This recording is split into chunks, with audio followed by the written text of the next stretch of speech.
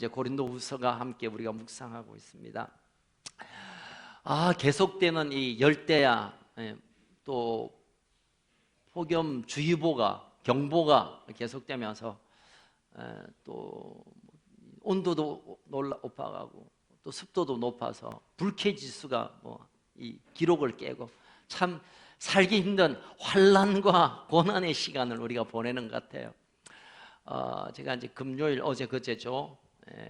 집에서 자기가 너무 힘들어가지고 그래서 그냥 교회 보따리 싸고 왔습니다. 왜냐하면 토요일에 제가 새벽 기도를 또 섬겨야 되니까 밤새 못 자고 또 그러다가 또 5시 되면 또 자요 제가. 그래서 안 될 것 같아서 교회에서 이제 자려고 하는데 1시인가 2시쯤 잠을 못 이루고 있는데 좀 밑에서 막 소리가 들려요. 저기 밖에서 뭐 싸우나? 여러분, 그 우리나라 사람은 불구경하고 싸움 구경은 무조건 봐야 되잖아요. 일단 무료죠. 어떤 상황이 전개될지 모르죠. 근데 리얼이죠, 리얼. 그래서 제가 잠도 안 오고 혹시 왜 싸우나라는 생각도 들고 혹시 우리 교인이 아닌가 그런 염려도 있어서 내려와서 마당에서 이렇게 보니까 막 싸우기 시작해요. 뭐 싸움의 내용은 뭐 그렇죠. 더운데 네가 그 왜 늦게 들어왔나? 내가 뭐 일 때문에 늦었지 뭐 이러면서 이제 뭐 도로까지 싸우게 된 거예요. 그래서 아이고 더운데 좀 참으시지 하고 그냥 구경 잘하고 이제 오려고 하는데 저기 그 전봇대에 있는 코너에 어떤 한 분이 흥얼흥얼 거리면서 막 지나가는 거야. 야, 이 짜증이 가득한 이 충만한 밤에 막 열받아서 싸우는데 이 사람 뭐가 좋아서 이 노래를 부르고 가나 가만히 보니까 이분이 딱 코너를 돌면서 마당을 지나면서 내 눈과 딱 마주쳤어요. 그러면서 그분이 노래를 부르는데 노래가 저의 마음에 막 충격을 줬어요. 제가 딱 마주쳤는데 그 순간 그분이 부르는 노래가 마주치는 눈빛이, 제가 현미 누나를 예전에 참 좋아했어요. 조현미 누나. 막 그 노래를 부르면서 지나가는 거야. 눈을 마주쳤는데 놀래가지고 제가 그냥 교회로 들어왔어요. 그리고는 이제 잠이 확 깨버렸죠. 아이고 안 되겠다. 그냥 말씀도 공부는 해야 되겠다고 앉아있는데 제가 곰곰이 생각을 해봤습니다.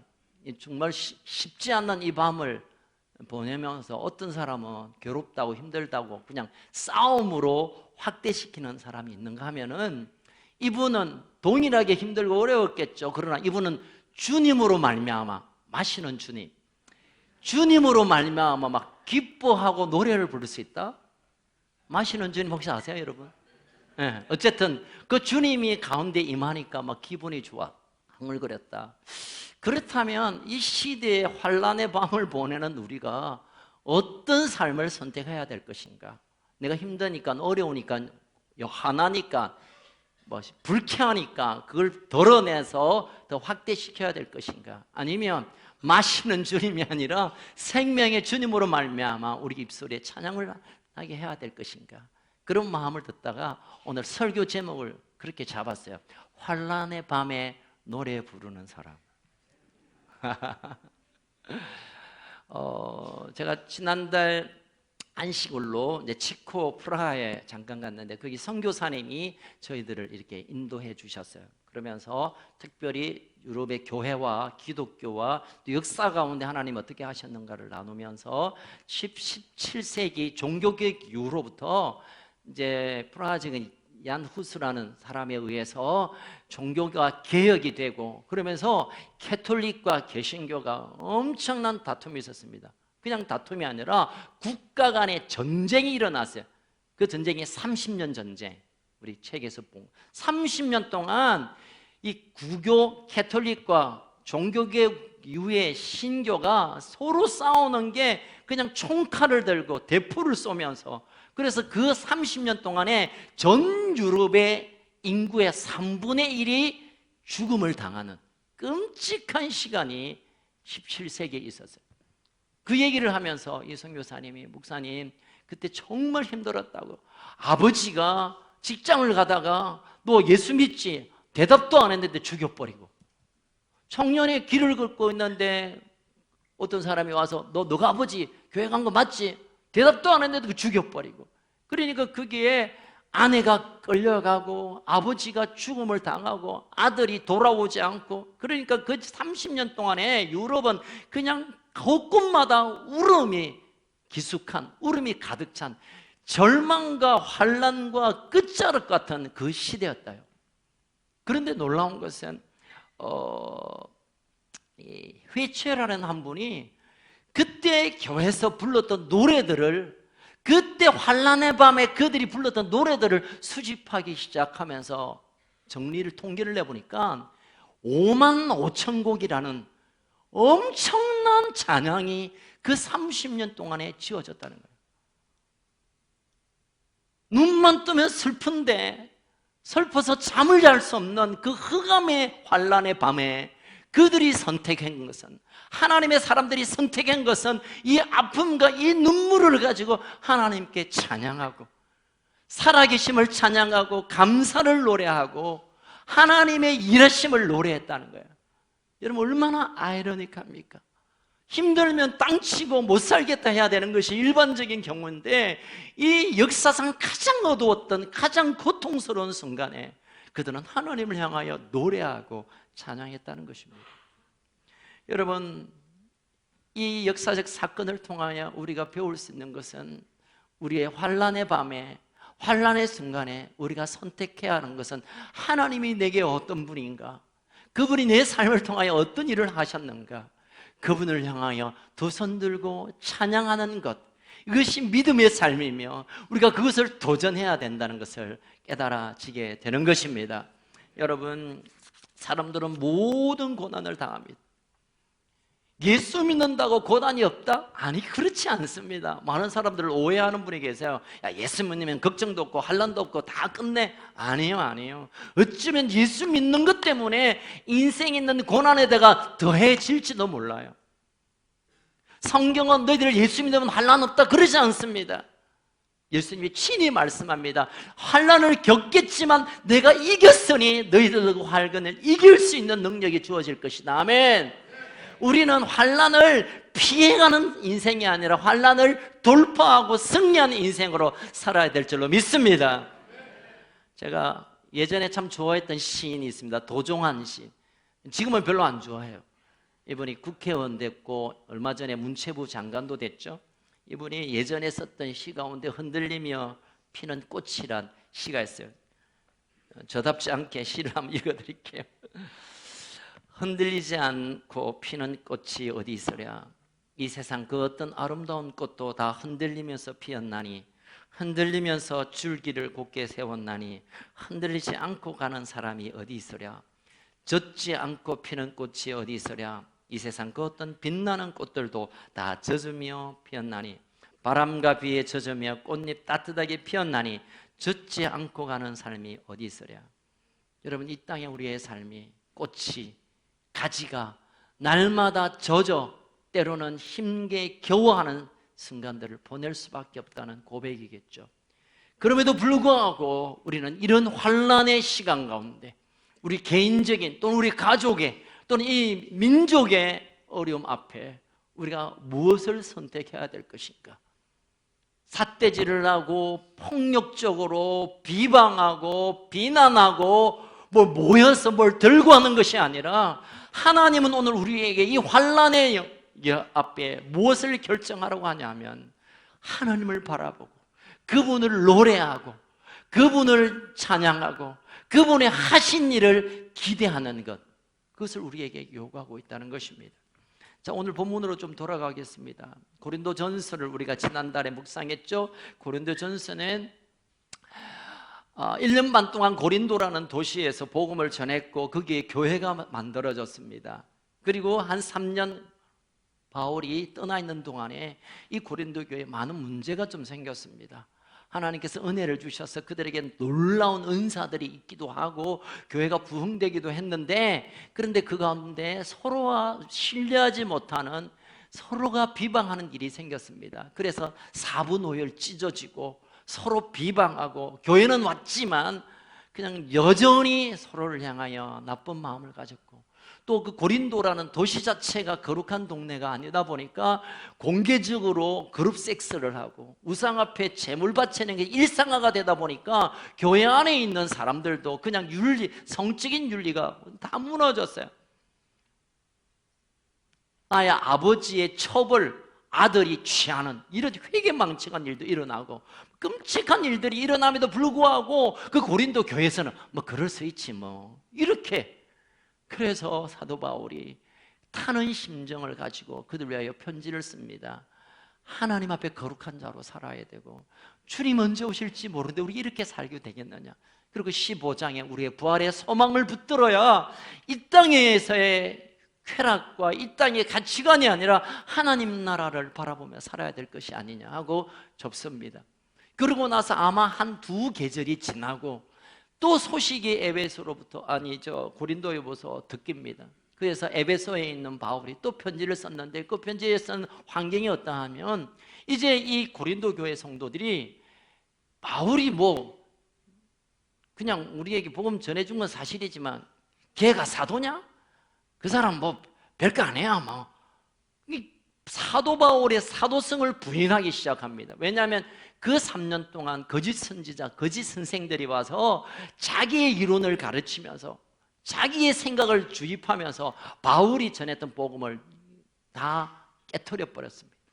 너무 화가 나기도 하고 너무 가슴 아픈 이 사도 바울이 이 고린도 교회를 향하여 또 편지를 쓰기 시작한 것이 이 고린도 후서입니다. 또 배경이 되는 것은 고린도 교회 성도들이 당하고 있는 어려움입니다. 지금은 우리가 그냥 마음만 먹으면 교회를 갈 수 있지만 당시에는 로마가 집권하는 모든 도시마다 황제를 신으로 숭상할 뿐만 아니라 그 신이신 황제를 섬기지 아니하면 잡아 가두거나 짐승의 밥이 되거나 화형을 시키는 끔찍한 일이 생겼습니다. 그러니까 그럼에도 불구하고 이 고린도 교회 성도들은 믿음을 지키려고 하다 보니까 직장에서도 잘리기도 하고 가족으로부터 그냥 뭐 거절당하기도 하고 그러면서 갈등이 생깁니다. 야, 이거 내가 계속 교회를 다녀야 되나?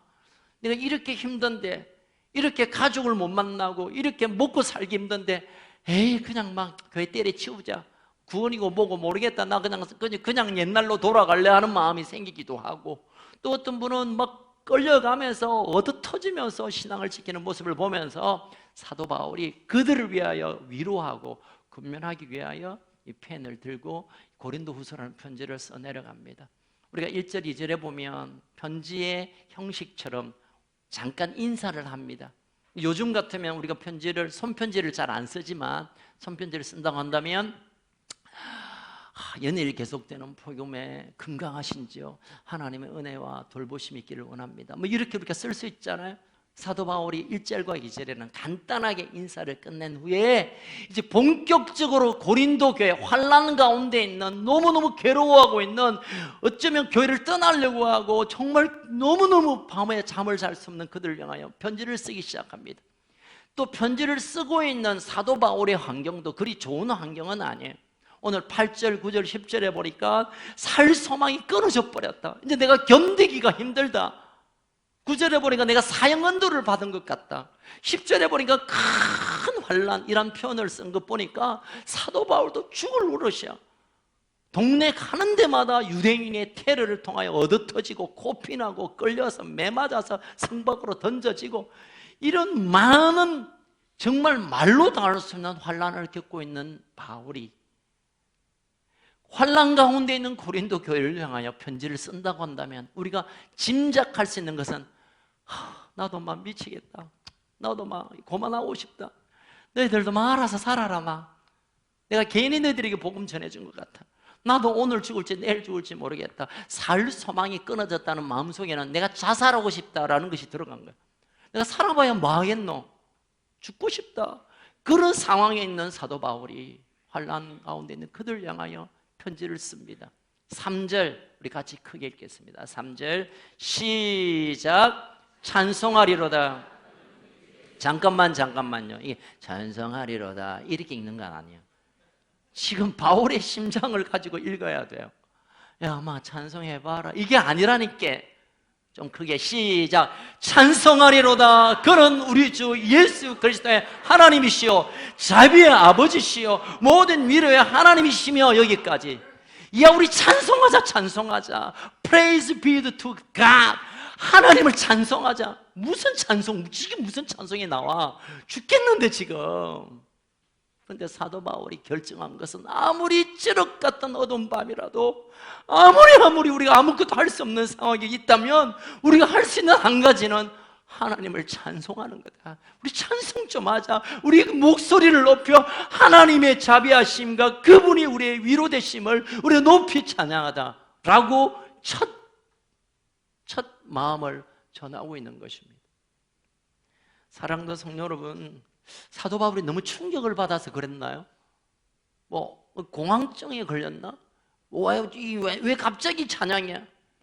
사도 바울 마음속에 이런 환난을 이겨낼 수 있는 유일한 길은, 이런 고통과 고난의 길에서 이겨낼 수 있는 유일한 길은 그 문제를 풀어짐이 아니라, 그 문제가 풀어지면 또 다른 문제가 기다리고 또 다른 걱정이 온다면 한 사건을 푸는 게 문제가 아니라 찬양받으신 그분이 우리의 인생을 완전히 덮어버리는 이 길, 이 방법밖에 없음을 알고 그가 하나님을 향하여 두 손 높이 들고 소리치며 외칩니다. 찬송하자, 찬송하자.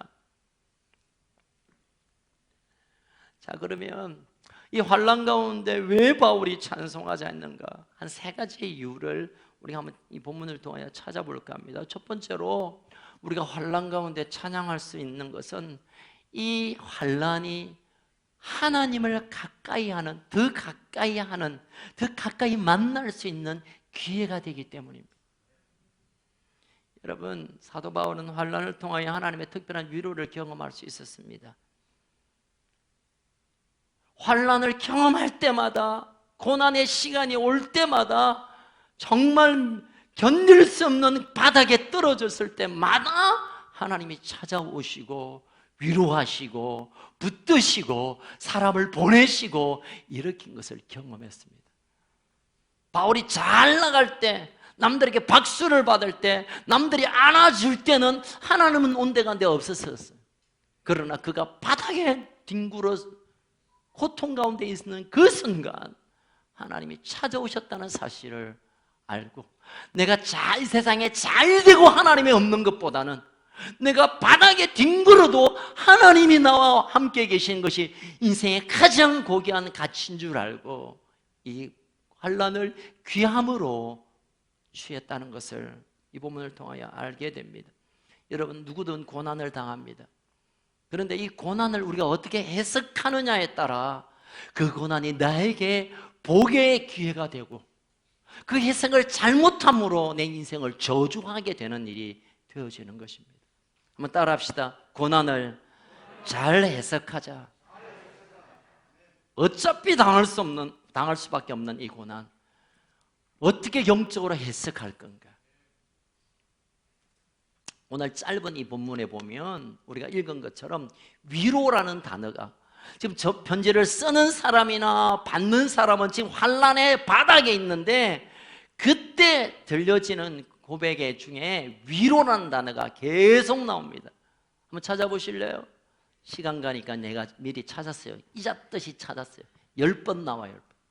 10번. 여러분, 11절에 이제 2절은 그냥 인사니까 빼고 9절의 내용 가운데 거의 매 절마다 위로의 하나님, 우리가 받는 위로, 그리스도의 위로, 나의 위로, 너가 위로 받게 할 것이다. 위로 계속 위로하는 거예요. 3절에서는 아예 모든 위로의 하나님, 하나님을 향하여 그분은 위로의 하나님이라고 선언하는, 하나님 우리에게 끝없이 위로를 다 가지고 오시는 분임을 사도 바울은 알게 되었습니다. 언제요? 환난 가운데 있을 때, 힘들고 지치고 괴로운 순간마다 하나님 오셨는데 와서 네가 잘 될 거다, 너 복 받아라, 이게 아니라 위로하시는 comfort, 우리를 정말 하나님의 평안과 그 하나님의 마음으로 그 아픔을 덮어버리는 이 위로가 가장 소중하다는 것을 그는 이 편지를 쓰면서 반복하며 그 단어를 쓰면서 우리에게 말해주고 있습니다. 또 오늘 본문에 보면 이 환난이란 말이 4번 나오고 고난이란 말이 3번 나와요. 합해서 환난과 고난은 7번에. 제가 이 얘기를 하는 이유가 뭐냐면 성경은 왜 굳이 그 단어를 썼는가? 왜 하나님께서는 그 기자에게 그 말을 또 하고 또 하고 또 했는가? 그게 하나님의 깊은 뜻이 있어요. 환난에 4번의 환난이 있고 3번의 고난, 어쨌든 7번 같은 이런 환난 고난이 있는 인생이지만 그 환난을 덮어버리는 10번의 위로가 있다는 사실을 믿으시길 주의 이름으로 축원합니다. 환난은 크지만 더 큰 위로가 하나님에게 우리에게 다가오시는 순간입니다. 아멘. 옆 사람 한번 깨우면서 그럽시다. 당신의 환난보다 하나님 위로가 크다. 정신 똑바로 차리라. 여러분, 우리의 환난이 아파요. 힘들어요. 참 겪기 힘든 순간이 있어요. 그러나 분명하고도 너무 확실한 사건은 나의 환난보다, 나의 고난보다, 나의 눈물보다 하나님의 위로와 하나님의 평강이 훨씬 크시다는 사실을 꼭 붙드시길 주의 이름으로 축원합니다. 기상천외의 해상 사고 중에 하나가 타이타닉호 있잖아요. 영화도 뭐 나오기도 했지만 그 호와 여객선이 암초에 받쳐서 그 딱 두 동강이가 나버리고 거기에 타서 수천 명의 사람들이 바다에 빠져서 허우적거려서 죽어갑니다. 아마 그때 겨울이어서 그런지 사람들이 얼어 죽기도 하고. 그때 한 청년이 지나가는 가죽 부대를 붙잡고 살려고 막 애를 썼습니다. 하루가 지나고 이틀이 지나도 뭐 구호받을 방법이 없습니다. 야, 내가 이런다고 뭐 고생만 하지 애나마 죽어버리까 놓아버리고 빠져 죽어버리까 이런 생각을 하고 있는데 저 멀리서 경비행기가 두두두두두두 막 날아옵니다. 자기에게 구하러 오는 것처럼 보였나 봐요. 손을 들었습니다. 근데 그 지나가 버렸어요. 여러분, 이 상황 속에 이 청년은 저 사람도 나를 모르고 나는 그냥 여기서 이제 죽는구나 하고 가죽 부대를 던져버리고 죽을 수 있었지만 그가 선택한 생각이 있었습니다. 야, 저 비행기가 내가 지금 어려움에 있는 것을 봤을 거야. 저 비행기의 저 기장이 나를 분명히 내가 지금 구호를 기다리는 걸 알고 있을 거야. 이 사실을 선택한 거예요. 비행기에 탄 사람들은 내가 어려움을 보고 있어. 저 사람 분명히 내가 알고 있어.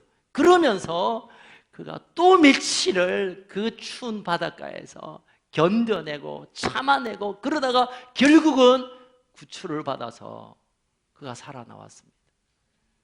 사랑하는 성도 여러분, 우리의 삶에 우리가 할 수 있는 일이 있지만 때로는 그 일이 아무 의미가 없는, 내가 열심히 한다고 되는 게 아니고요, 내가 뭘 잘한다고 될 수 없는, 아무리 노력해도 안 되는 순간에 우리는 손들 수밖에 없잖아요. 그러나 분명한 것은 우리의 아픔을 알고 계시는 분이 계시고 우리의 눈물을 목도하시는 분이 계세요.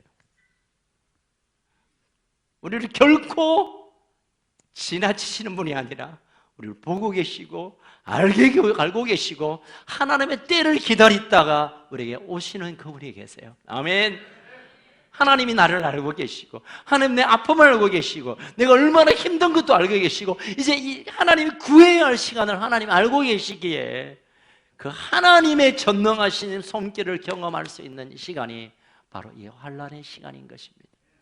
사랑하는 우리 건축가족 여러분, 누군가가 나를 바라보고 있다, 누군가가 나를 향하여 주목하고 있다는 사실을 믿으시기를 주의 이름으로 축원합니다. 두려워하지 말라, 놀라지 말라.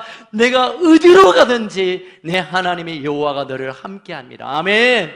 어디에 있든지 뭘 하든지 어떤 상황에 있든지 어떤 눈물의 골짜기를 지나가도 하나님이 함께 있다는 사실만으로 우리가 붙든다면 이 환난 이겨낼 수 있어요. 환난 속에 노래를 부를 수 있는 첫 번째 이유는 하나님이 살아계시고 그분이 나를 주목하시고 그 순간 하나님을 만날 수 있는 기회가 되기 때문이죠. 두 번째로는 환난을 통하여 모든 사람의 위로가 될 수 있기 때문에. 말은 무슨 말이냐면 내가 위로받으면, 내가 하나님의 위로를 경험하면 또 다른 위로가 필요한 사람을 위로할 수 있는 이런 일들로 우리를 세우십니다. 지난주에 말씀드린 한 분, 또 한 분 말씀드리겠는데요. 이번 홍콩 게더링에 참여했던 목사님, 그리고 사모님, 아이, 그리고 장모님이 함께 오셨어요. 그래서 너무 제가 감사하고 반가워서 그분은 이제 식사 대접을 했어요. 홍콩에서 식당에 가서 식사를 대접하는 가운데 그 어머님이 그런 고백을 했어요. 목사님, 저는 몇 년 전만 해도 대장암 말기 때문에 병원에서는 당신은 살 수 없습니다 하고 사형 선고를 받았는데 내가 이렇게 아파서 죽는 건 내 인생을 내가 팽개칠 수 없어서 하나님께 매달렸대요. 그러면서 그분 그런 얘기해요. 요즘도 하나님께 기도하면 암이 고쳐집디다 이런 얘기를 하더라고요. 워낙 교인들이 안 믿으니까. 그러면서 완전한 초자연적인 기적으로 경험을 했어요. 그리고는 지금은 그 교회가 좀 답답한 교회예요. 그런데 사위가 이제 담임 목사님이니까 그 목사님이 기도방을 하나 만들어 드려서 거기에 환자들 위한 치유 기도를 하는데 얼마나 나는 많은 놀라운 일이 일어난대. 그러면서 그분은 얘기합니다. 목사님, 환난은 사명의 이유입니다. 우리가 그런 환난을 받는 것은 그런 쪽에 하나님의 사명으로 우리를 세우시기 위함입니다. 아멘. 오늘 본문에서 바울이 그 얘기하는 거예요. 우리가 환난 가운데 위로받으면 정말 위로가 필요한 자에게 우리가 위로가 되어 가기 위해 때로는 우리가 환난의 시간을 하나님 허락하신다는 거예요. 여러분, 우리 주변에 위로가 필요한 분이 얼마나 많이 계세요. 재정적으로 요즘 경제가 너무 어려우니까 재정적으로 어쩌면 여러분 중에 한 분이 재정에 힘겨워하고 파도에 휘감겨서 빠져가는 그분을 위로하기 위해 하나님께서 여러분을 먼저 위로한지도 몰라요. 요즘 거의 많은 대부분이 다 병 가지고 있잖아요. 들킨 병원 병원에 안 들킨 병원 건강하다고 자기 착각하고 사는 모든 사람이 병들었는데 질병 가운데 하나님의 고침을 받고 위로를 받은 사람은 환자를 위한 질병 가운데 고통 가운데 있는 자를 위하여 하나님이 여러분 사명으로 부르신 것입니다. 아멘. 가족 간의 깨어짐, 아픔들, 또 많은 이유 가운데 하나님이 내게 위로를 베풀으셨고 내게 새로운 은혜를 주셨다면 나를 통하여 또 다른 사람들을 살려내고 또 다른 하나님 위로를 전달하는 사명으로 우리를 불러주셨다는 사실을 믿으시길 주의 이름으로 축원합니다. 오늘 본문 4절이 그런 고백입니다. 한번 4절 같이 읽을까요? 시작. 우리의 모든 환난 중에서 우리를 위로하사 우리로 하여금 하나님께 받는 위로로서 모든 환난 중에 있는 자들을 능히 위로하게 하시는 이시로다. 하나님 하시는 일이 뭐냐면 위로가 필요한 우리에게 위로 먼저 주셔서 또 다른 사람 위로하게 하는 것. 오늘 본문을 잘 들여다보면 또 반복되는 위로라는 단어가 몇 번 나온다고요?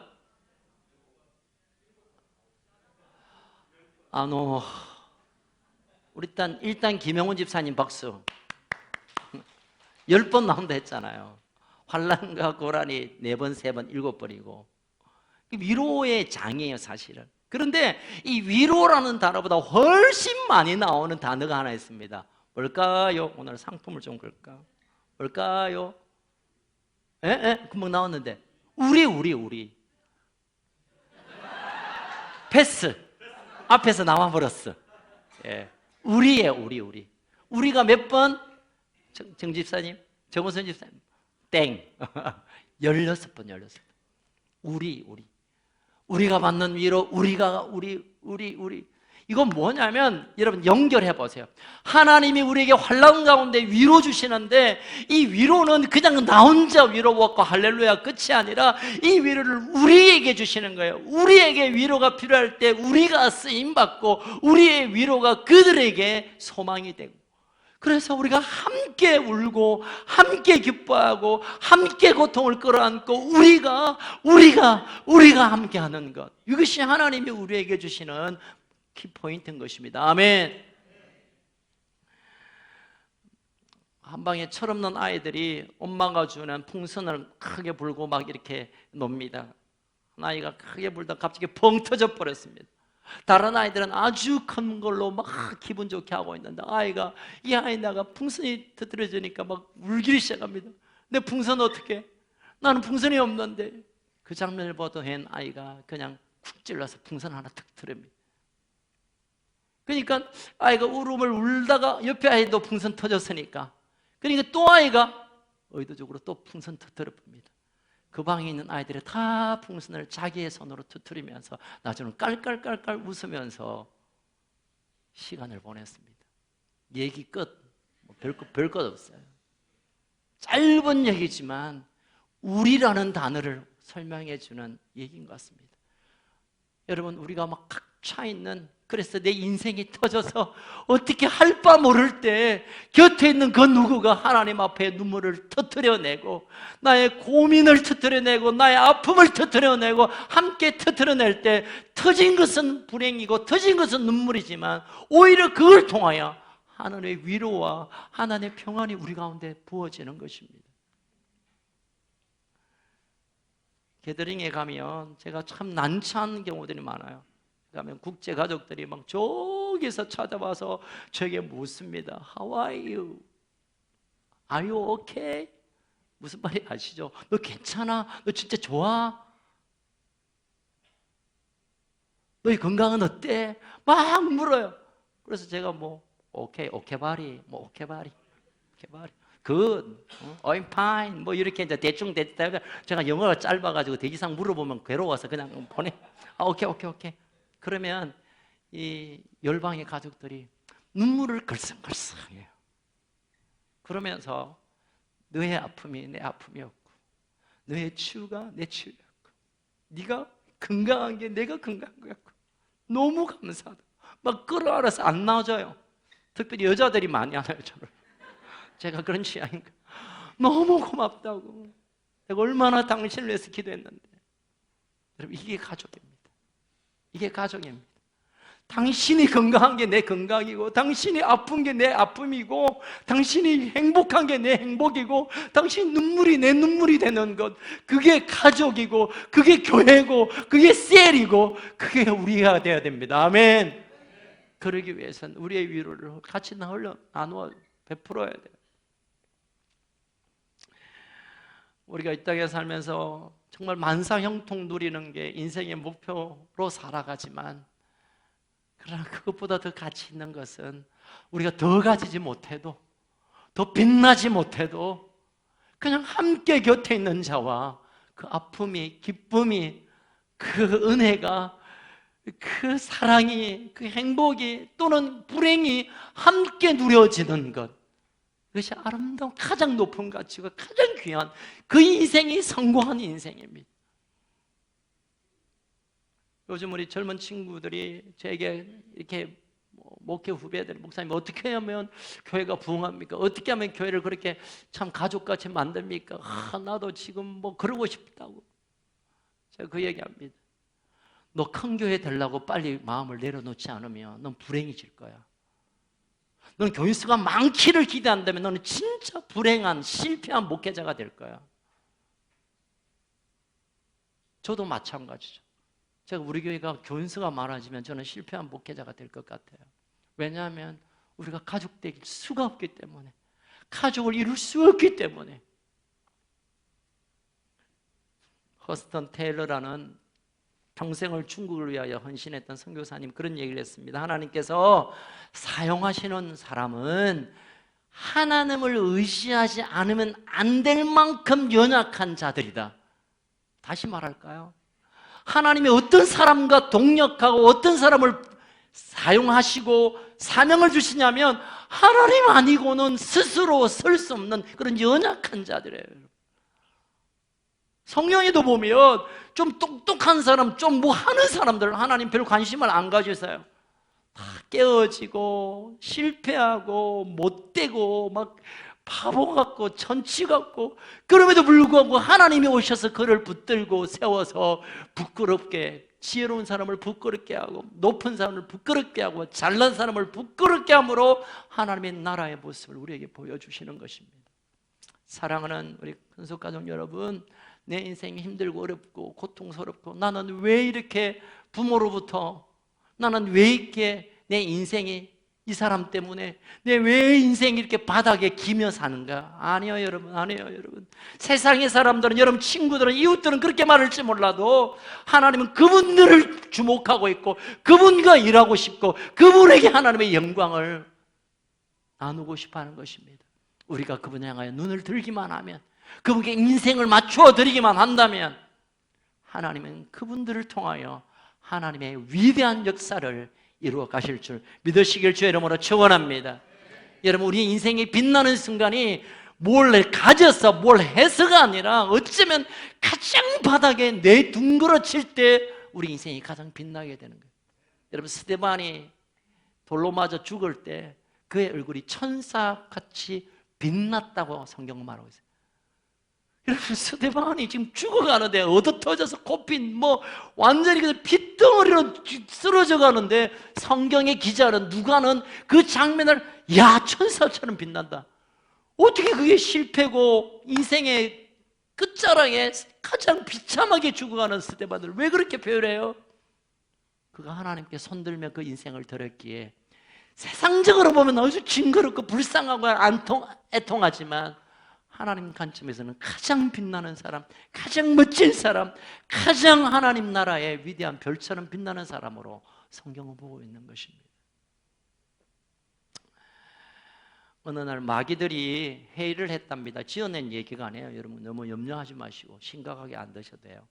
그래서 모여서 저 예수쟁이들 보니까 너무 기뻐하는 거야. 막 꼴도 보기 싫어. 예수 믿는 것들이 모여가지고 막 할렐루야 막 찬양하고 막 저 어쩔까, 저 어떻게 해야 저 예수쟁이들 저 기쁨을 쏙 빼버릴까. 그래서 한 마귀가 저 가서 혼쭐 내, 다리를 하나 불라쁘자, 막 저 한 놈만 암병 걸리게 해보자. 그러면 저거가 있겠나. 그랬더니 노련한 늙은 사탄이 야, 놔줘라. 쟤들에게 거짓 기쁨을 넣어줘라. 거짓 기쁨을 넣어주라. 아니 지금 기쁨 빼앗으려 하는데 왜 일단 거짓 기쁨을 넣어주라. 그래서 사탄이 그 사람에게 사업도 잘 되게 만들고 아도 잘 크게 만들고 기분 좋은 일을 자꾸 만들어요. 그러니까 그게 예수쟁이들이 그 맛을 보니까 너무 기뻐하는 거야. 돈을 버니까 너무 기뻐하는 거야. 깨롱깨롱 하다가 막 건강이 너무 기뻐하는 거야. 폼 나는 거야. 더 돈 갖고 싶고 더 건강하고 싶고 더 자기 이름 높이고 싶고 이러니까 이제 나중에는 너무너무 괴로움 가운데 예전에 모여서 경험했던 그 기쁨은 온데간데 없고 더 가지려고 하고 더 싸우고 더 빼앗으려고 하는, 그래서 사단의 작전에 말려들어 버렸어요. 여러분 오늘 설교를 잘 분별해서 들으세요. 어쩌면 내 기도가 응답받으면 내가 하나님으로부터 떠날 수 있어요. 분별해서 들으세요. 내가 이놈의 걱정 끝났으면 좋겠다, 진짜 그 걱정이 끝나면 여러분 인생이 복이 아니라 저주가 될 수 있어요. 자, 그래서 천사들이 괴로워하는, 저 너른 집에 살고 폼나게 살지만 서로 찢고 뽑고 막 괴로워하고 막 돈을 쌓아놓고도 돈이 더 없어가 막 괴로워하는 저 하나님의 사람들을 보면서 천사들이 회의를 해서 어째야 저 기쁨을 다시 회복할까. 그래서 결정한 거 있습니다. 천사들이 그들의 마음에 눈물을 부어줬어요. 눈물을 부어준 거예요. 그러니까 그 눈물이 그 각자의 사람이 부어지니까 죄악된 것들이 재밌고 죄가 재밌거나 아니면 죄를 비판하던 그들이 그 죄 짓는 사람을 보면서 눈물을 흘리기 시작하니까 저 사람 더 죄 지으면 안 되는데, 나 혼자 잘 먹고 잘 살다가 괴로운 사람을 보이지도 않았는데 눈물이 부어지니까 그 가난하고 힘들고 괴로워하는 사람에게 눈물을 쏟아붓기 시작하는 거예요. 만나면 서로 울고 만나면 그 아픔을 끌어안고, 그러다 보니까 어느새 마음에 기쁨이 일어나는, 솟아나는, 예전과 비교될 수 없는 평안이 부어지고 넘치는 은혜를 경험했다는 것입니다. 여러분, 이 일과 지어진 얘기지만 이 땅에 우리의 삶의 가치와 방향을 말해주는 중요한 키가 있습니다. 우리가 무엇을 위해 이 땅의 시간들을 보내며 무엇을 향하여 걸어갈 것인가. 하나님 우리에게 말합니다. 환난 가운데 깊은 어두운 밤 가운데서도 하나님을 향하여 눈물을 뿌리는 자, 하나님을 향하여 두 손 들며 그분을 노래하는 자, 그들에게 하나님의 약속한 모든 자비와 모든 위로와 모든 영광과 성경이 말하는 모든 하나님의 것들을 안겨주리라 약속하는 것입니다. 이제 말씀을 마무리하겠습니다. 여러분, 진실한 노래는 인생의 껍데기로 부르는 노래가 아닙니다. 우리의 내면 안에, 우리의 삶의 바닥에서 끌어오르는, 그럼에도 불구하고, 내가 넘어졌음에도 불구하고, 실패했음에도 불구하고, 내가 아파함에도 불구하고, 그럼에도 불구하고 살아계신 하나님이 나와 함께 있다는 이 한 사실, 그리고 그분이 나를 아름답게 인도하실 것이라는 소망, 그것 때문에 살아가고 그거로 인하여 서로를 향하여 사랑으로 나아갈 때 하나님 그 가운데 자비의 역사, 위로의 역사, 회복의 역사, 영광의 역사를 일으켜 주실 것입니다. 우리 교회가 추구하고 있는 교회, 우리가 추구하는 비전, 우리가 이 땅에서 꼭 보고 싶은 교회 그림이 바로 이런 영적 가족입니다. 이게 10개 가졌으니까 나 20개 가져야겠다 아니라 내게 있는 건 내게 너한테 더 주고 싶다고. 그래서 그 아픔이 나의 눈물이 되고, 당신이 행복한 게 내가 더 행복하고, 당신의 고통이 내가 더 저려오고, 그래서 눈물을 흘리고, 그래서 손을 잡고 기도하고, 그리고 함께 하나님께 찬양하며 나아가는 것, 이것이 하나님 우리 교회 주신 사명이고 제 인생의 사명이고 우리 모두의 비전이 되길 주의 이름으로 축원합니다. 하나님은 참 좋으신 분입니다. 하나님 우리의 자비의 하나님이시고 모든 위로의 아버지 되십니다. 그분을 바라보며 이 힘든 시간들을 승리하기를 주의 이름으로 축복합니다. 살아계신 하나님 아버지, 때로는 이유를 알 수 없는 환난의 순간을 우리가 만날 때 내가 이 환난 걱정을 어떻게 해결할까 고민하다가 그냥 주저앉거나 포기해버리거나 나도 모르겠다고 도피하지만, 하나님은 그 환난의 시간을 통하여 찾아오셔서 우리를 만나주시고 그 눈물의 시간을 통하여 하나님 위로를 가져와서 우리에게 부어주시고 이제는 우리를 들어 사용하셔서 이 환난 가운데 위로가 필요한 자를 위하여 쓰임받는 사명자로 우리를 세우실 거라고 믿습니다. 하나님, 그러나 먼저 우리의 삶에 남아있는 이 공고함의 부분을 이제 찬양으로 높여드리고 이 공고함을 찬양으로 선포하고 이 눈물을 하나님께 올려드림으로 하늘에서 부어주시는 위로, 하늘에서 채우시는 능력이 우리 가운데 다시 일어나게 하여 주옵소서. 우리의 소망 되신 예수님 이름으로 기도합니다. 우리 함께 일어나